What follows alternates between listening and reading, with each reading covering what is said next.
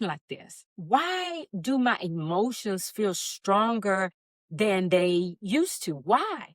Why do I feel fine one moment and then the next moment I'm overwhelmed, irritated, and just completely done? And the part that is the hardest to explain is it's not something big. Sometimes it's small, a comment, a delay, a conversation, a sound, and suddenly my whole emotional state shifts. Yes. And you're sitting there thinking, where did that come from? Why does this feel so intense? This is not how I used to respond.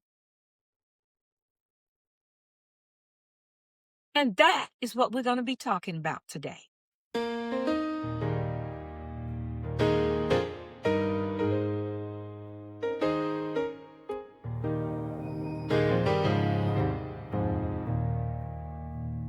Morning breaks on a brand new climb. Shadows fade in the light this time.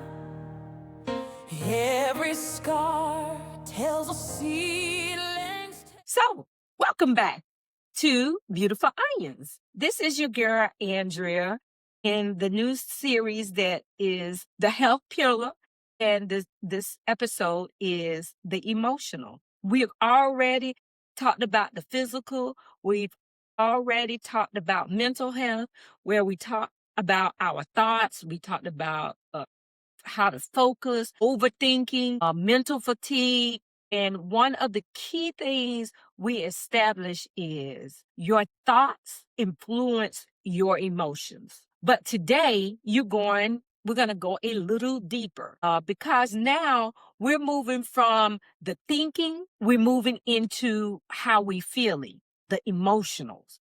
And here's what you need to understand. Hormones don't just affect your body, they affect how your emotions show up. So if your emotions feel strong, quieter, or heavier, it's not random. There's a reason behind it. But first, let's grab a scripture. Proverbs 4:23. Let's ground this in truth. Above all else, ground your heart for everything you do, flowing from it. Not just your actions, not just your decisions, but everything's flow from your heart, your emotions. Okay, let's get started in section 1, which is mood swings and the emotional shifts. Let's start here because one of the most talked about and most understood part of mood swings, one moment you're fine, the next moment you're irritable, then the next moment you're crying, you're calm again, or then suddenly you might be crying and emotional, and you start questioning yourself. What's happening? I ain't never did this before. I know. But here's what is exactly happening. Again, hormones, especially estrogen and progesterone, are fluctuating. And the hormones directly affect your brain chemistry, your emotional regulations, and the stress response. So, what feels like random emotions is actually your body adjusting in real time. This is not that you're losing control. This is just the system shifting. Okay? Got me on a little hat today, trying to keep it on the head. Feel like it's slipping up. That's okay. What to pay attention to? This is what you have to notice and pay attention to is when your emotions shifts. What's happening when your emotions shift? The next thing is it a certain time of day? Or is it after a certain situation? Or is it around certain people? Okay. Because that can make some emotional shift too. Simple actions that you can take is number 1, I've been saying this and I'm going to keep saying it throughout health. Start noticing patterns and not judging your reaction. So you need to understand by what made me do this. What's happening to make me jump off? My emotions move differently or me say something that's crazy. So you got to start noticing that. Pause before labeling yourself. I'm just moody. No, just stop because You could have had a shift in your estrogen, and maybe you need to just pause, take a nap, go to time out before you take it to another level. Give yourself a moment before responding.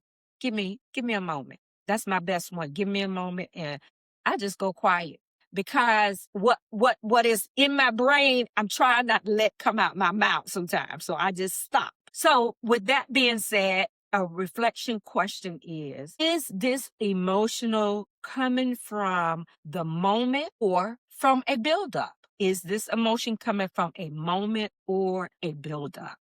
Yes. So now we're going to move on into section 2, which is going to be irritability and low emotional tolerance. I have this. Don't worry, I have this. My kids know. When I answer the phone, they even know what mood I'm in. They'll be like, "Hey, I'll call you back later." My low emotional tolerance normally kicks in around about 1:30, 2 o'clock, when me and grandson needs to go take a nap. So that's when the low emotional tolerance, I can't take it no more. And normally he can't either. So he goes right on to sleep too. Now, let's talk about irritability. This is the one that sneaks in quietly. Your patience feels shorter. Things that didn't used to bother you, now do. Noise. I can't stand noise. I had the baby, the 3-year-old over here maybe a week ago, and he was just talking loud, just everything. Da, da, da, da, da. I could not take his voice no more. I was like, look, you need to turn it down. And I know, me of all people, I talk very loud, but grandson noise don't irritated me. So I went to my bedroom, left husband with the grandkids, and I shut my door and got as far away from them in my bed with the cover over my head, because I couldn't take the noise no more. Then comes interruptions or people asking too much. I don't like to have too many questions thrown at me. I notice that now. And when I get to the end of the day, I don't like a lot of questions or a lot of things I need to follow, because I don't feel like following. I don't feel like listening. I don't feel like comprehending that much. So I know when I go into the afternoon, my irritability of communicating and gathering information goes down. So why am I easily irritable? That's what you ask yourself. Here's the reality. Your emotional tolerance is lower because your system is always carrying more. So, like I said, in mental fatigue, which was in 13, and then physical changes that was in 12, the hormone shifts and life responsibilities, all that mixed up together, small things feel big because your capacity now is already stretched. So things are already, by the time we get to emotions, the mental part of hearing so much is already tapped in, and we're just tired. So you need to pay attention. This is what you pay attention to. What drains you faster? Like, is the noise, the irritable, or is somebody talking? What drains you the fastest? What environment overwhelms you? And what conversations trigger irritations? What the conversation be that, look, I'm tired and I hate keep explaining. So that's another one. If I got to explain something to you more than twice, I'm irritable.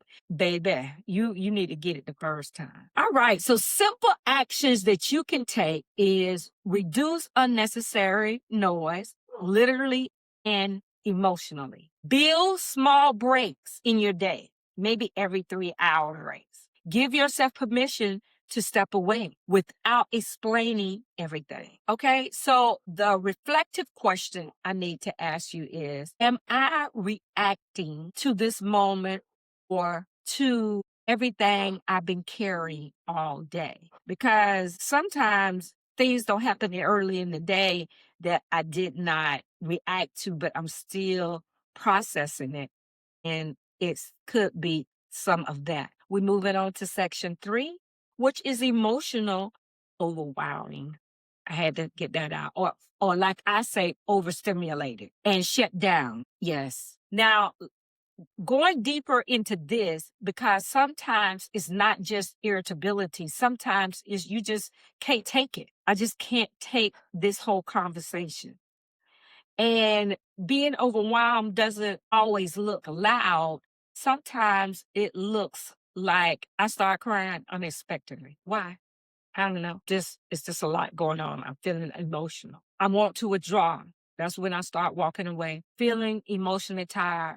I'm going to my bed. Shutting down completely. That's when you stay in the room for days. This is your nervous system saying, I had enough. When emotions stacks without release, your body will find a way to release them. And if you don't create space to process, your system will force a pause. So what you need to pay attention to is, do you push through everything without pausing? Do you ignore emotional signs until you break?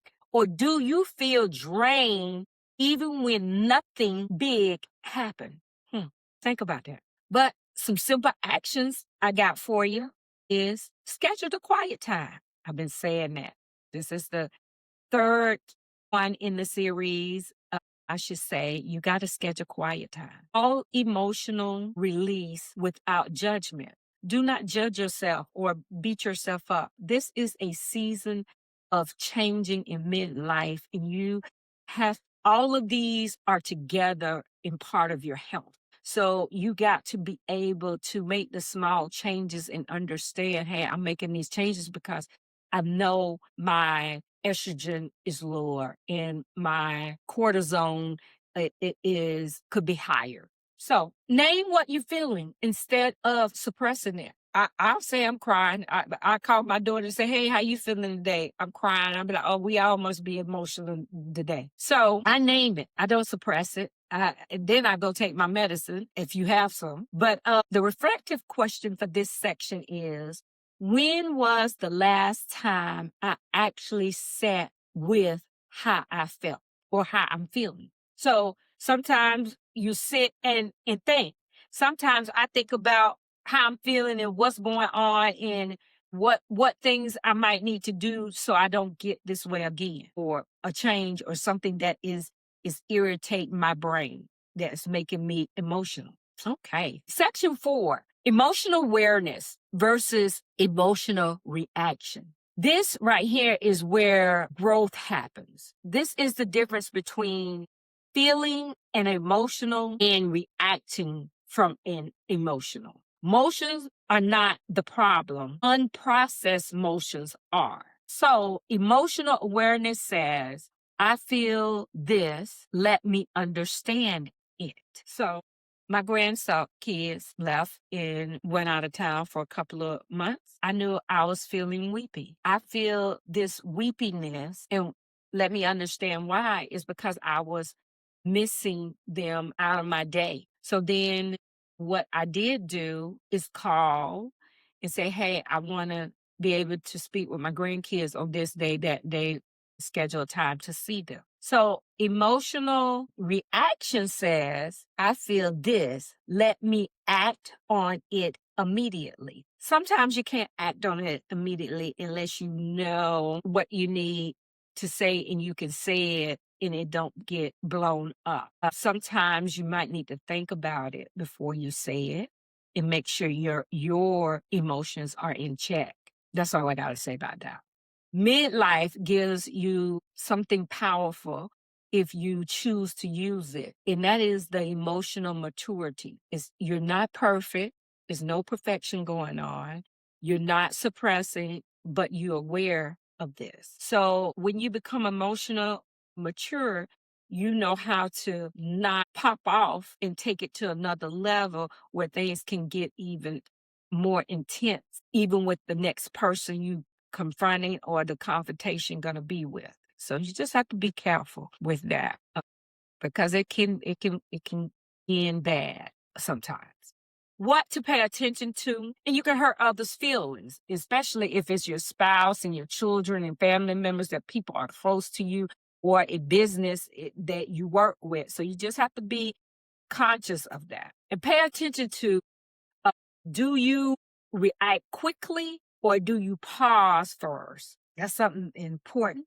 And the next thing is, do you understand your emotions or just experiencing them? Like that popped off and I didn't know what that was about, or I did that. See, I know now that I don't been through and somebody don't identify where I'm at in menopause and how I act. So now I know and what I'm feeling is, okay, this ain't how I always act. I always have a mouth, but not pop off and just do crazy stuff all the time.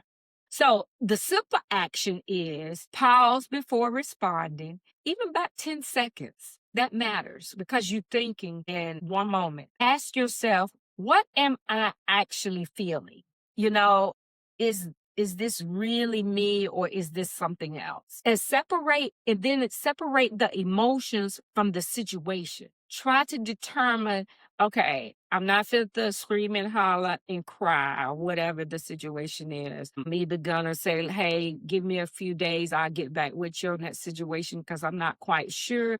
Or let's talk about this more in detail and try to bring about some questions for the other person to ask. So then you can slow the pace of your emotions and bring yourself more under control. Reflective questions. What would this response look like if I gave myself a moment first? So that's the reflective questions. I'm always trying to stop and think about everything before I get to answering a question. So I don't have to say, I'm sorry, forgive me, blase, blase, blase. So that is my reflective question. The section 5, rebuilding emotional stability. Now, let's bring this all together because the goal is not to eliminate your emotions. The goal is to stabilize your responses to them and don't pop off. Okay, that's where we at. Emotional stability doesn't mean you don't feel. It means you don't get carried away by every feeling. You build rhythm by creating space to process it. You recognize the patterns. You supporting your body, and then you supporting your mind because these emotions, that thoughts that came through, and then you just pop off. No. So we are supporting this in creating space to be able to manage our emotions. You are not trying to control everything. You are learning to create calmness inside the movement of the moment.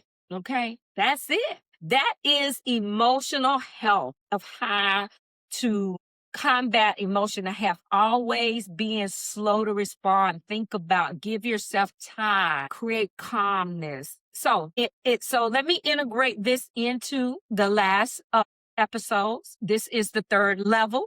The first one was physical, your body, giving yourself time to make those movements, changes every day, just a little at a time. I do my 15 minutes.